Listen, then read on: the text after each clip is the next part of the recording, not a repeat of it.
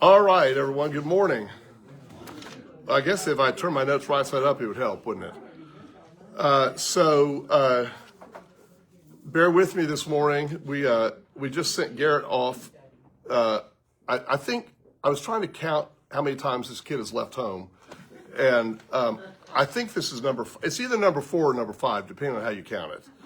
Well, he's a grown-up, right? Well, he's 33, yes. But, I mean, he's been living with us since last February. So I've loaded up the car with more instruments than clothes, including a bass saxophone in a travel case that is the biggest piece of luggage you probably ever, it's like the size of a steamer trunk, it seems like. But taking all the instruments with him to move to LA. So going as far as Albuquerque tonight, staying with Allison's aunt and uncle there, and then hopefully on to LA the next day. So What's he doing in LA? he's going to try to make it in the music biz again. Yeah, so he's got some baseline composing and arranging work that he carries with him wherever he goes, and then he's going to do some teaching and hopes to do some gigging. So, right? Yep. Well, I mean, right. So you may recall that he did this in 2018 after grad school and was there for two years and was going to come back home and reset for about a month in February 2020. And you know what happened then? Yeah. Right. And that's when he got trapped at our house for 18 months at that point. So, because he was mainly performing at that point and there was just no work anywhere. Right. So, anyhow, we're hopeful. I mean, y'all know it's sad when your kids leave home.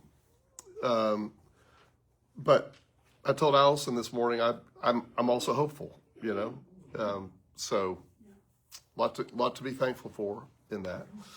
Mark, what does he play? Saxophone and some clarinet and some flute, because you have to double on those in most bands if you're a saxophonist. So, but saxophone is the primary instrument. And so he owns, I think he may not own a soprano saxophone. I think he borrowed, 2 tenor saxophones, 1 or 2 alto saxophones, a bass saxophone, and like a piece of junk, even deeper bass saxophone. I had no idea. Well, they come in all different, tiers and everything. So anyhow, for today,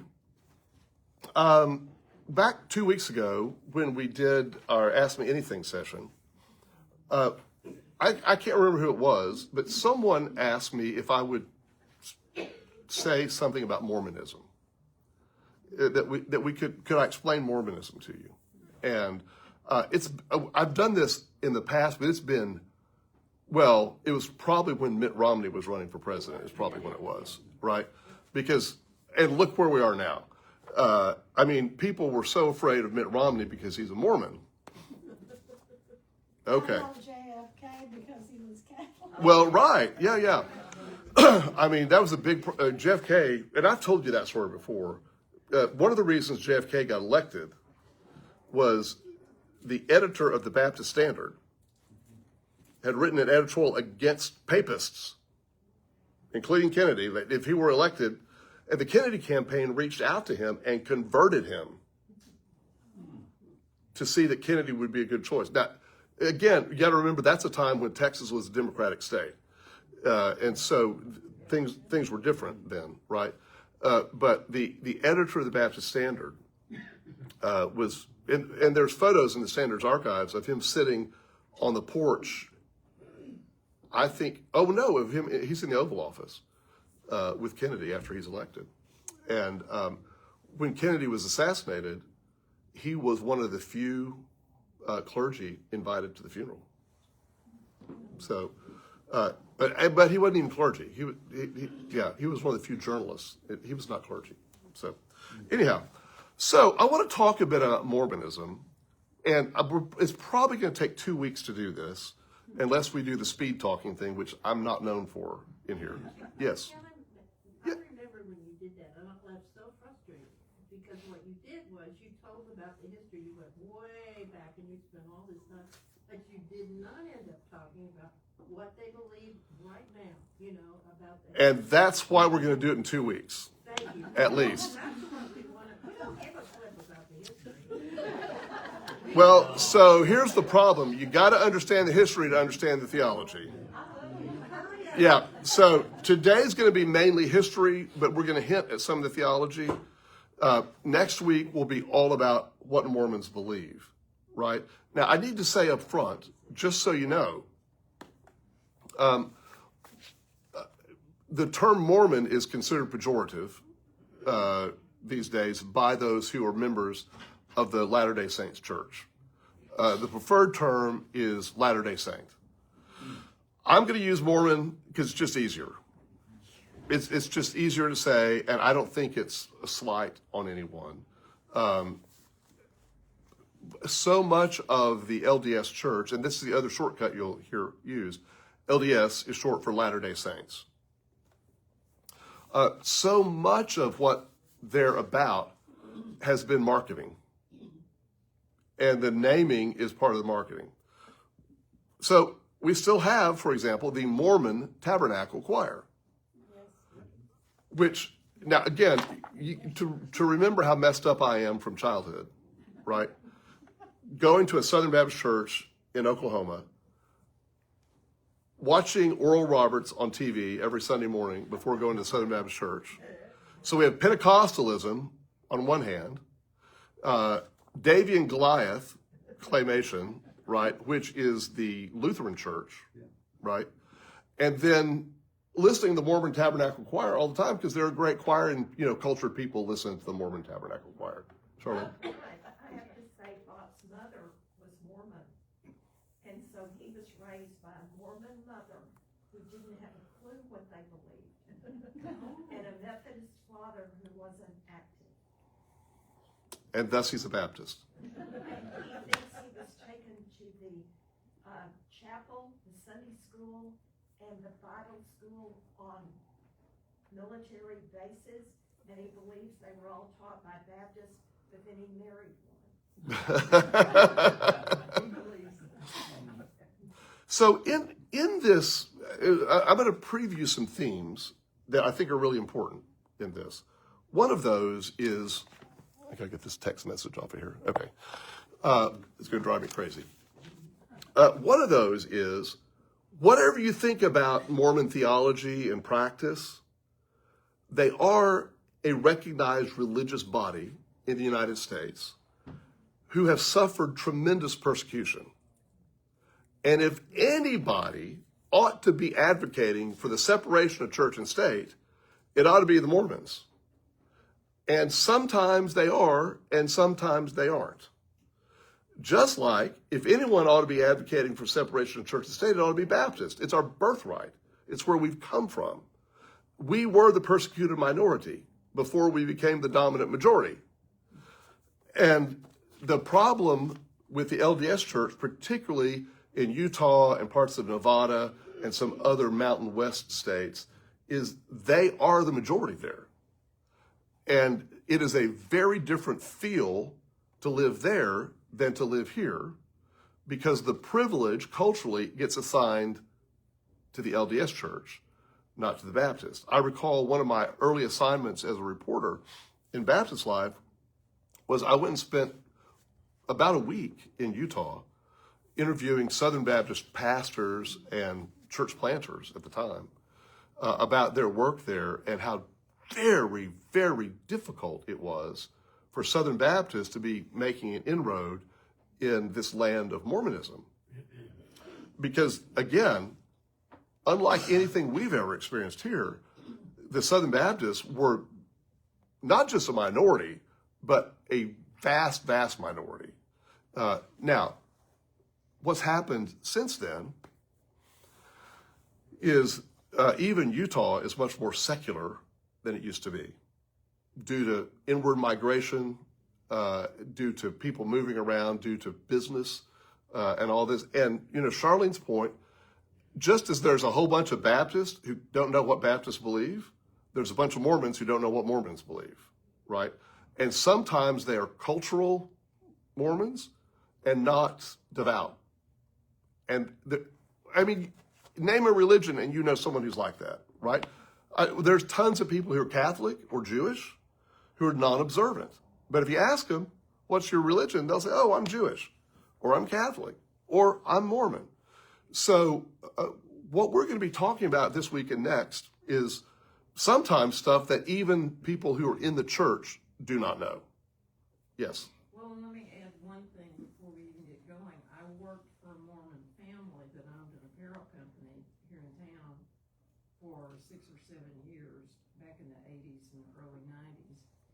And they were great to work for. Well, they were lovely people, for one thing. But they were great to work for because they were so family oriented. And if you've got a sick kid or whatever, that's where you need to be. Yeah, so there's a lot of positives that have come out culturally. And what you're going to discover is those have evolved over time. They were not part of the origin story of the LDS Church. Question. Yeah. You mentioned about how they want to be, separation of church and state. Right. Or they are against it. And since they have so many rules and such in some ways, like Right. caffeine at one point. Right. Did things like caffeine, were they ever outlawed? Do they ever have things that No, they never have. within their No. state or their local level? No, you can buy Dr. Pepper in Utah. Fine. Well, now it's okay. Yeah, but you could have before. You could. Yeah, could- this is an interesting thing about the LDS Church is, to the best of my knowledge, in most of the situations, not all, take tobacco products, for example. Tobacco products, which are forbidden in LDS theology, but used, are not outlawed in Utah. And I think they could if they wanted to, right? Mm-hmm. When you hear the story of how this all came to be, you're going to understand why there has been a respect for religious liberty and religious conscience, because Joseph Smith, you'll hear the story in a moment, ultimately was murdered by a mob because of his faith. So that's a pretty strong impetus in this. Yes? Weren't they always considered a cult? So here's a great question, and this is a very divisive question.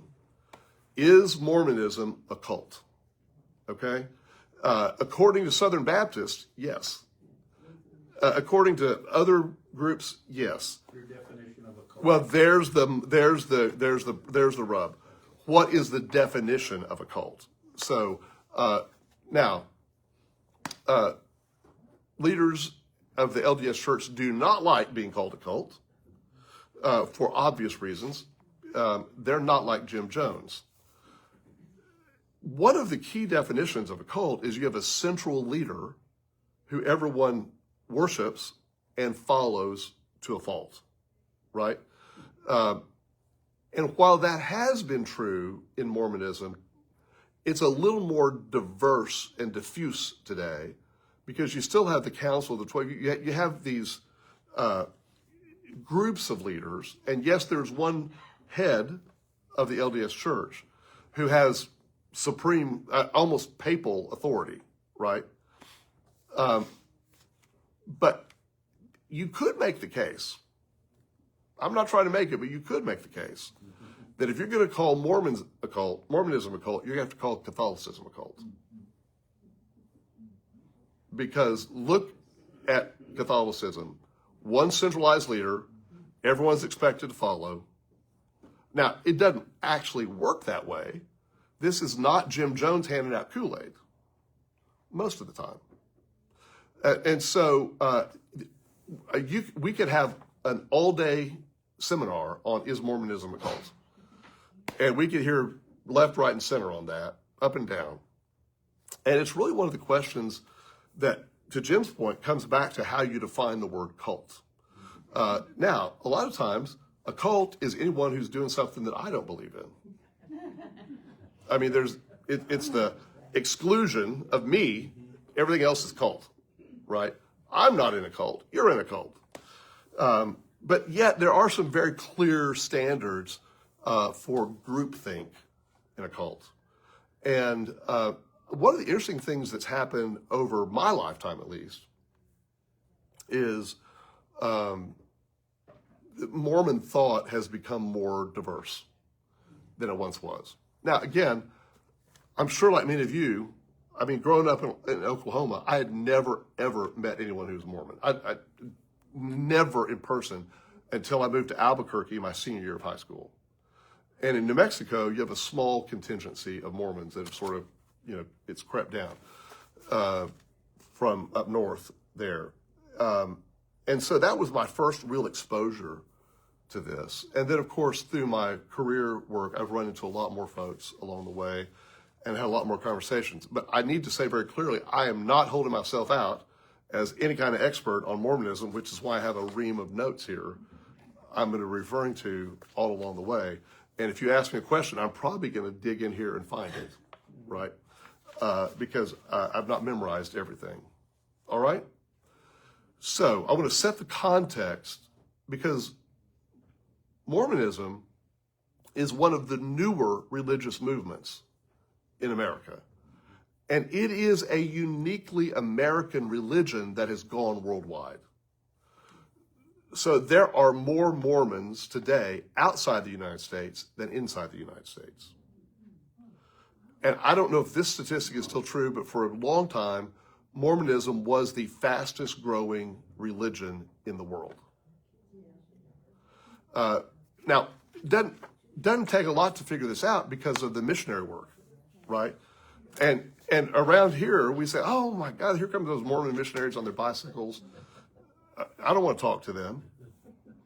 But in other places, it works more than it does here, right? And here's the other thing. They wouldn't still be doing it if it didn't work. It's like those robocalls you get. They still wouldn't be robocalling you if some people didn't answer, right? There's a reason for this. And I've seen the Book of Mormon, the musical, 5 times.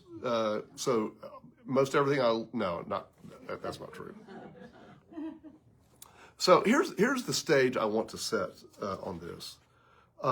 Mormonism was born in the early 19th century. And it centers on Joseph Smith and the purported book, the tablets that he translated. We're going to talk about that more in a moment. But I want you to think about what was going on in the United States at the turn of the 19th century. So at the time, Kentucky, Ohio, that region was considered the Western United States. So in my past, I was editor of a newspaper in Kentucky, a Baptist newspaper called the Western Recorder. It was founded during that era when Kentucky was the western frontier for the United States. So you got to keep that in mind. Nothing west of really that Kentucky, Tennessee, Ohio, this is all unexplored territory from a U.S. perspective, right? Obviously, Texicans were here. That's a whole other story. I want you to think about what was literature in this time period. And this is very important if you're going to understand the Book of Mormon coming to be. So this same time period, you had Jane Austen, who was the most dominant British writer. That's social commentary and romance in novels like Pride and Prejudice and Sense and Sensibility. So that's one level. It's also the same time that Mary Shelley is writing Frankenstein. And this is something that appeals to this mystical mystery-laced society. You had the British Romantics like Lord Byron and Samuel Taylor Coleridge, and you had James Fenimore Cooper, American author, who was telling tales of the frontier, right? And then you had Washington Irving, also American, who was known for short stories like Rip Van Winkle. Okay? Someone falls asleep, comes back, and the world has changed around them, right? A lot of the writing in this period was about social change. It was the rise of the novel. So the novel, as we know it today, really arose in the early 19th century as well. And that is important to set the stage, because ultimately what happens with the Book of Mormon is it is sold as a piece of literature before the church is founded. Just a little bit before. The book is published and marketed, and then the church is founded. It is not the other way around. Okay? So I think this is important. So Joseph Smith Jr. Is the founder of the LDS Church, and he was born December 23, 1805. And he died on June 27, 1844, young at that point. And again, he was murdered. He published the Book of Mormon when he was 24 years old. 24 years old. And by the time his death, 14 years after publication. So think about this. Publication, death, 14 years. And in that 14 years, he had sold a ton of books. Sold a ton of books. Think about money, right? And there were tens of thousands of people who were following him. He was born in Vermont and then moved to Western New York, and his family had a hard life. Crop failures in 1816, but they also lived in an area of intense religious experimentation and devotion that was tied to what we call the Second Great Awakening, which was 1790 to 1840. Now, the Second Great Awakening was a period of revivalism and renewed religious fervor across many denominational fronts. Those of you who were raised Methodist will know this is an important part of the Methodist story, the Wesleyan story. It's an important part of the Pentecostal story. Every religious movement in America in that region experienced intense revivalism. Now, again, no TV, no radio, you have literature and you have in-person meetings. At this point, you're saying he's written the book, he's got a lot, he's taken it, sold thousands and thousands of copies. It's not a religion yet. Well, it is very soon there. Very soon. So how, are you talking like 6 months or? I'll get to that. 60 years? No, very short time. Hang on, So I'm gonna get to that. Followers. He's got followers due to the book. Just hang on. Okay. I'm going to get there. It's a good question. All right? It's a good question. So part of this story is that Smith, when he is 14, I think he's 14, says he sees he's out around and he sees two personages who he describes as God the Father and Jesus, who have come to visit him, right? And in 1823, he said he was visited by an angel who directed him to find a buried book of golden plates that were inscribed with Judeo-Christian history of an ancient American civilization. So let me unpack several layers to this, okay? First of all, Joseph Smith claims he was visited by, and the story changes over time as to who visited him. The most common thing now is that he was visited by the appearance of God the Father and Jesus the Son. Later, he'll be visited by the angel Moroni, and then that gets changed as well over time. So he is according to his story, he's directed to these golden plates that, first of all, no one else has ever seen. Only he saw them. And then he was directed to some seer stones, S-E-E-R, seer stones, right? Now, again, back to the time period.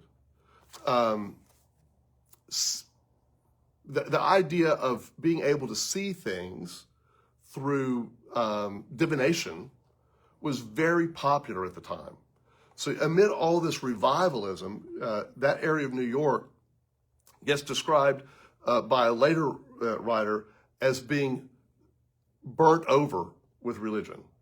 The fires of revival had burned so hot throughout there was nothing left, right? It just burned over the place.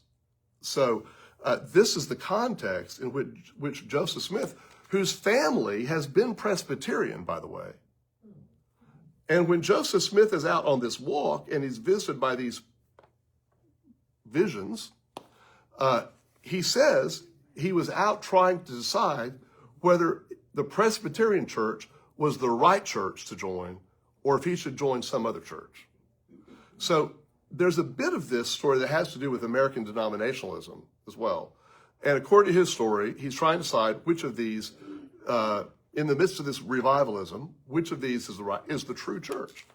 And according to his story, the people the figures who visit him say, none of them are. They've all gone astray. They've all lost the plot of the true church. But you can know the truth if you will go and find these golden tablets that are written in Reformed Egyptian. Not a language known to anyone else. Oh, really? Reformed Egyptian. All right? And so, let me get to. Well, Henry Stone wants to know if you have any similarity or any parallels between since you mentioned Egyptians, the Middle East sort of there, Joseph Smith's revelation, the golden plates from Moroni, and Muhammad's revelation, the Quran. Great question. Is there any correlation between Joseph Smith's revelation and Muhammad? And I think the answer to that is not directly, although they do bear some similarity in that both of them are reform movements that are based upon the idea that the existing church has it wrong, right? Muhammad's revelation is happening, I forget the timing on that. I think it's happened earlier than this, right? What is unique about Joseph Smith's revelation, and there is some connection to Muhammad on this, there's some parallel, right? But it's much more severe, is Joseph Smith's revelation is to him only. So I want you to think about comparing this idea with the formation of the New Testament, for example. The New Testament was not written by one person. It was written by multiple people. Jesus did not appear to one person, but to thousands and thousands of people. There were multiple eyewitnesses who heard Jesus speak as well. Mormonism is built on one man's account of his encounter. If you take away Joseph Smith's encounter, there is nothing left of Mormonism. Now, the other things have been built on with new revelations since then, but the core foundation of Mormonism is the account of one person interpreting, translating mysterious golden plates that no one else has ever seen. When he was translating them, he would be in a room with his. So what he found was called seer glasses. Again, S-E-E-R, seer glasses. And it was like spectacles, but with stones in them. And through these stones, he allegedly could see. And so I know this sounds crazy, right? I understand this sounds really, really crazy. this is a true story. This is the way it's told. But you also need to understand in the time, in the context of this happening, people were into divination. And there were magicians and other people who were making the rounds. Again, remember, no TV, no radio. And so everything's happening in person or in writing. And you have a lot of people coming through, which goes to revivalism as well. But there was another technique popular at the time where you would use a hat, like a gentleman's hat, and you would look at the reflection of something with a light shining on it in the hat, and you could read the true meaning of it. I'm just telling you, this is what people believed. Yeah. Literacy at the time. Oh, So whoa. People who could read it, then you have second hand and third hand. Right. Yeah. The vast majority of the population. Not literate. Yeah. Yeah. Which makes you more susceptible to people who say, well, this is what it says. Right? That's why you should never sign a document you haven't read most of the time, except the terms of service for everything online. Because no human could ever read that. Right? And you're stuck. You're stuck with that. So Joseph Smith's family would have been considered in the time what would have been called seekers. They were looking for the true religion. And the crazy thing about this is when he came back home as a 14-year-old and told his family about what had happened to him, no one seemed surprised. Like his family didn't say, oh, Joseph, you're crazy. Because this sort of fit in their understanding of the way the world worked. So this first vision happened on a spring day in 1820. So again, 1820. He says he's wandering about in a grove of trees, contemplating his membership in the Presbyterian Church, and he wished to know from God which tradition or church might be the true church. As he sought discernment on this matter, two persons appeared to him in a pillar of light, instructing that he should join none of the denominations, for all were in error. And then it was 2 years after that, 2 years later, that he finds this seer stone, which he then used to find the buried treasure. So there's not only the seer glasses to read the documents, Where did he find the glasses? they were buried with the tablets. Yeah. He found the stone first? So the seer stone, this is like witching. If some of you knew about water witchers, this is sort of like that. The seer stone helps him find the location of the buried plates. He says. Now again, there's no one else to verify any of this. How old is he now? 17? So he started when he was 14, 18, 20, and so he's 17 when he finds the buried plates, he says. And that was on September 21, 1823. He has a second vision where he's visited by the angel Moroni. And by the way, Moroni, if you look at a Mormon church, an LDS church, there's always a spire and there's a figure on top. That's Moroni. Who confided in him that gold plates written in Reformed Egyptian characters contained sacred records and were buried in a nearby hill. He was also given a calling by Moroni to translate these plates to reveal the gospel of salvation. That's his direct words. The gospel of salvation. And so he finds these gold tablets, and he comes with the seer glasses that are part of it, right? And he tells his family what's going on. And he sits in a room with the tablets no one else sees, with the seer glasses, and there's a curtain drawn between him and some people who are taking dictation on what he says. And so the Book of Mormon is dictated by Joseph Smith behind a curtain, allegedly looking at golden tablets written in Reformed Egyptian and reading them through seer stones in his glasses. That nobody ever sees the stone. No one else sees any of this. Sounds like the Wizard of Oz. Well, so it does sound like the Wizard of Oz, and so I was curious. I thought, when was the Wizard of Oz written? But it was much later. Wizard of Oz, the wonderful Wizard of Oz, was not written until 1900, right? But it does absolutely remind me of, don't look behind the curtain kind of stuff. So the Book of Mormon gets published in 1830.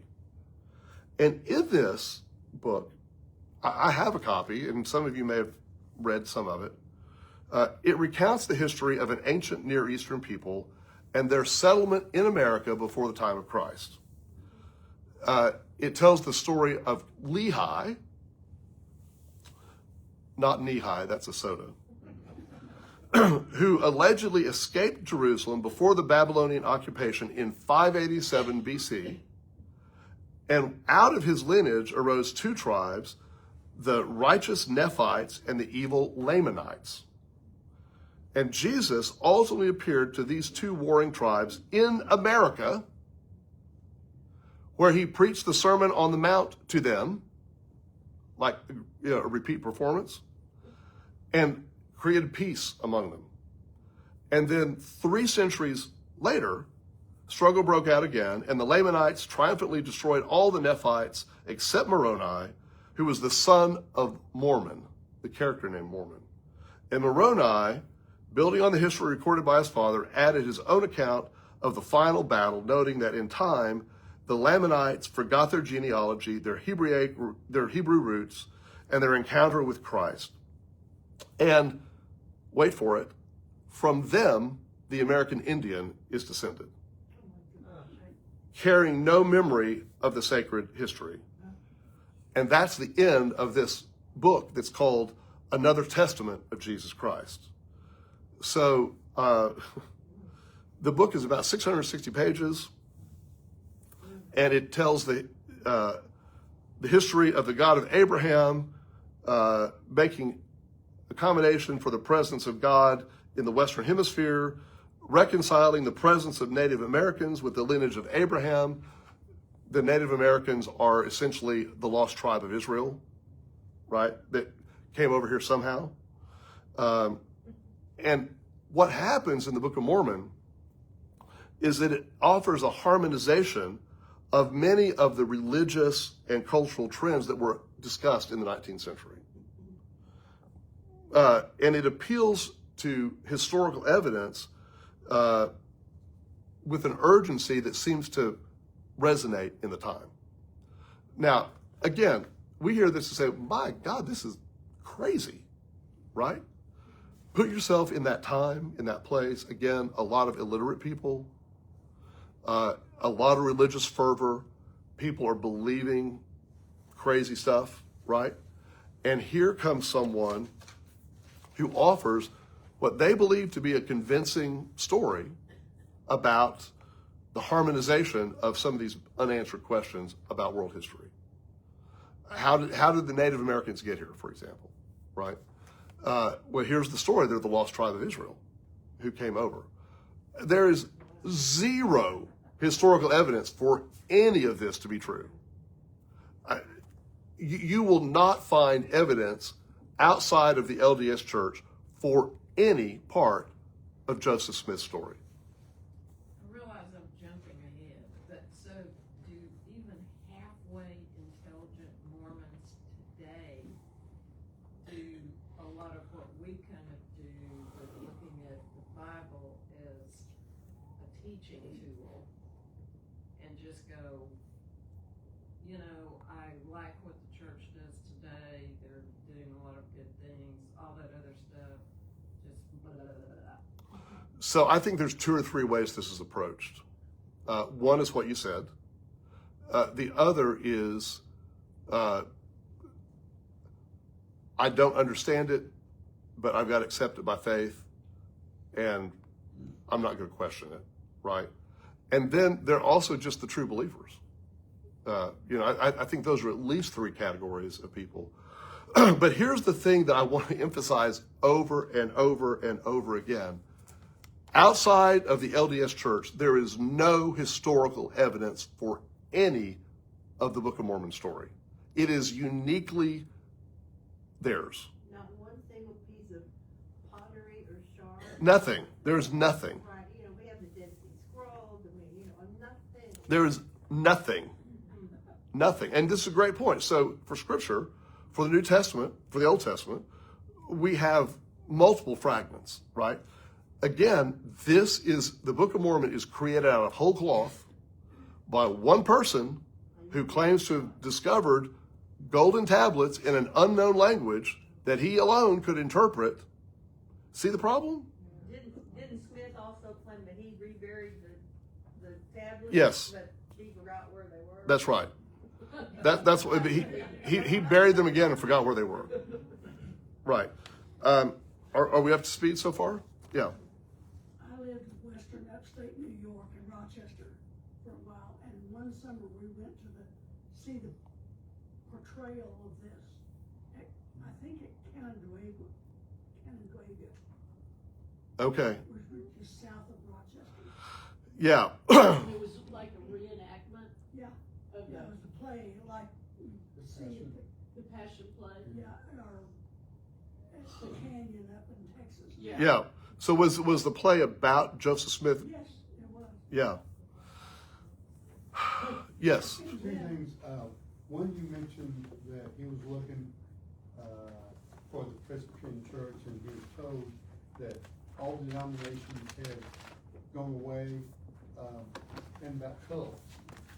In another definition, the cult is approved material by them and them alone, that you cannot use anything else. Also, the opinion that they are the only way to get to heaven. Yeah. So part of that's I've true. been to the church. Yep. Part of that's true. I mean, if you're only going to allow approved material, then those of us who grew up Southern Baptist were also in a cult, because we could only use approved Southern Baptist literature, right? There's a broader base to that, but like the Church of Christ, the LDS Church teaches that anyone who's not a Mormon Yeah. is a Gentile. The language is Gentile, because they consider themselves the successors to the lost tribe of Israel through the Native American. I mean, also Native Americans don't buy into this, right? So just so you know, right? Yeah. My wife worked for Wycliffe a number of years, and a lot of their belief, not official, was that yes, they were cults, and they really couldn't translate their language and write. They always write John first, because it does no good. They're not going to believe it. Right. And So, but, don't forget this thing. If you talk to someone who's in the LDS Church, they will tell you they are Christians, and they believe the Old Testament, they believe the New Testament, but they believe the Book of Mormon supersedes both of those, right? And before you get upset with them, think about what Christianity is. Do they believe in Christ Yes, as the Son of God? yes, They can repeat it back rote, or at least my mother-in-law could. right, yes, Marky. Just an aside, that play that she went to, I remember in Big Love, old HBO. Yeah. That all the Mormons wanted to go to that play as sort of a pilgrimage. It's a pilgrimage. Yeah. And later, sometime I lived in Kansas City, and there's an RLDS now. The Reformed letter. Yeah. So a lot of the violence that you have seen about has come from the RLDS, the Reformed Latter-day Saints. And again, I've not gotten into this yet, but there are a bunch of splinter organizations. The LDS Church is the main thing, but there's all sorts of different variations off on the side of that. Okay. Yeah. I was just saying, you have the really, the ones that have multiple wives still. So polygamy comes a little bit later, but Joseph Smith practiced polygamy, and this is part of what got him run out of town on a rail. Was that common at the time? Obviously not. No, it was not. Okay. It was unique to Mormonism, and it's very convenient. Yeah. I don't think so. Yeah. I can go take it. So the Book of Mormon was advertised for sale on March 26, 1830. A week later, the Church of Jesus Christ was founded on April 6th in Fayette, New York. So again, I said the Book of Mormon was published first, but it was only by a week, right? Short. How did you get published? I mean, how did you do that? Well, in those times, it was there. Again, no TV, no radio, so it's relatively easy to get something published, right? Yeah. So he forms the church, and the basic structures are laid out. And immediately there is viral opposition to Mormons because of their teaching and because people don't like Joseph Smith. In the first decade, the Book of Mormon was printed and reprinted, and membership swelled in 10 years from the first 27 people who were mainly family members of Joseph Smith. The founding members were mainly his family. By 1840, 10 years later, they're reported to have had 30,000 members. I mean, talk about a miracle, isn't that? I mean, it's something, right?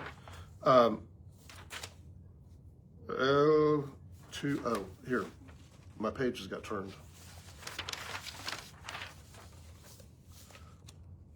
So, from the beginning, Mormon churches are not called churches. They're called stakes. So the basic meeting place of an LDS body is called the stake. And there's several around here that you've seen. These are not to be confused with the temples, which are used for other purposes. Initially, they formed stakes in Ohio and Missouri. And the first quorum of the 12 was established, which is the sort of leadership council of the church, and the first presidency, which is the most important person there. And these were all revealed to Joseph Smith as the way it should be, right? And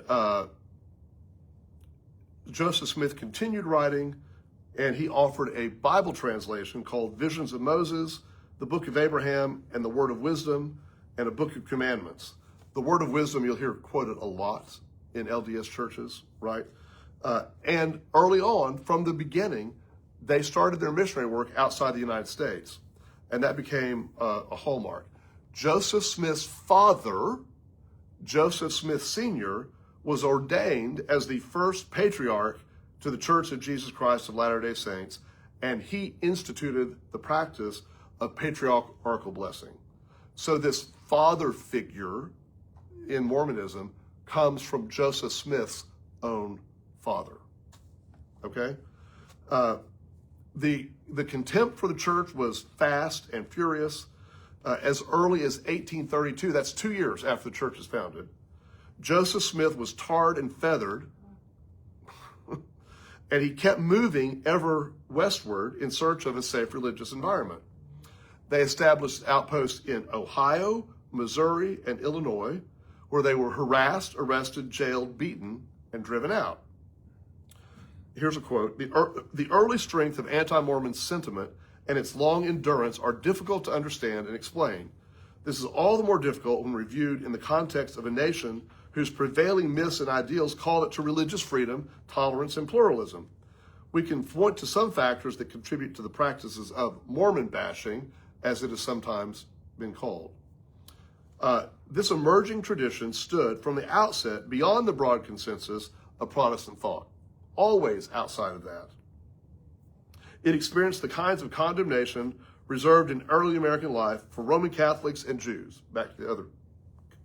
Similar antagonism was observed for Buddhism, Confucianism, and more contemporary manifestations, including Islam, right?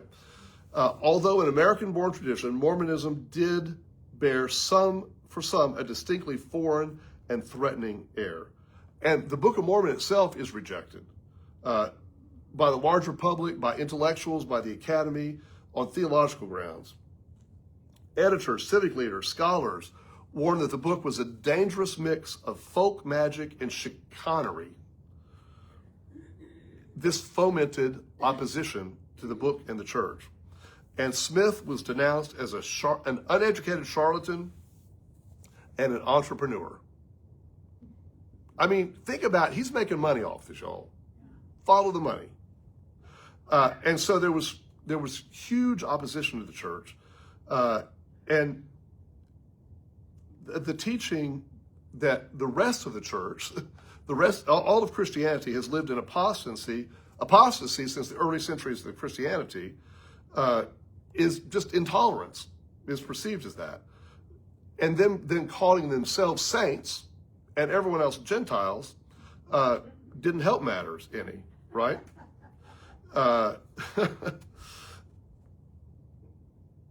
Then they began the practice of gathering together and living in the same community, isolating themselves from others, and only doing business with each other as well. An early practice of the LDS Church was this kind of isolationism. And you can see how that would happen because they were so reviled. But there was this huge antagonism toward Mormonism that began there. Now, very quickly, I'm going to do 2 minutes. The rest of the 19th century continued as Mormons expanded rapidly and they increased in opposition, and they moved toward a Zion of their own in the Great Salt Lake Valley when they migrated west and founded Salt Lake City, right? That is a whole another thing. Along the way, and we'll have to come back to this next week. By the way, Joseph Smith at one point ran for president of the United States. 1844. Yeah. And they were murdered, he and his brother, in a Carthage, Illinois jail when the mob came in. A mob of angry people found them when they were not well guarded, when they had been arrested. And it's from there that Brigham Young becomes the second president of the Quorum of the 12, and he rises to prominence and becomes one of the most significant figures in the church, and furthers the legacy of this. There's also, along the way, if some of you have lived in Missouri, Independence, Missouri is one of the places they landed, and according to their theology, that is going to be the place of the second coming. But I'll get into theology next week. Was there a date on the second coming? I don't think they have a date. Yeah. I mean, they're leaving that to the televangelists. Yeah. Which is interesting. There are no Mormon televangelists. Yeah. Televangelists. Yeah, you will never find an LDS. No, because they don't have pastors. The entire movement is lay-led. What do they do? So basically it's bivocational people, right? But they make their money somewhere else. They do not have a professional clergy. Yeah. Okay. I hope that sets the stage. Next week we're going to get into the theology and how it differs from mainstream Christianity. So I hope this is. You know, my experience was my kids were all playing sports, and there was this family, and they had kids in the same age. Well, she kept getting pregnant. I said, "No, what's the deal? Are you trying to get stars in your crown or something?" She just got really quiet. I went, "I think I need to learn something about Mormonism." I was so embarrassed. I want to know the answer to that. I still, to this day, don't know. Why do they have so many kids? We'll talk about that in detail next week, but it has to do with the afterlife. I was very embarrassed. Right. It has to do with the afterlife. Planets or something, didn't Yeah, everyone will have their own planet. they? Oh, why did I mess up? Oh, Yeah, no, it's the story gets crazier, y'all. So, all right, let's pray together, and then Margie will come with our other concerns. God, grant us your grace and understanding and strength for this week, we pray. Through Jesus Christ. Amen. Well, it's been very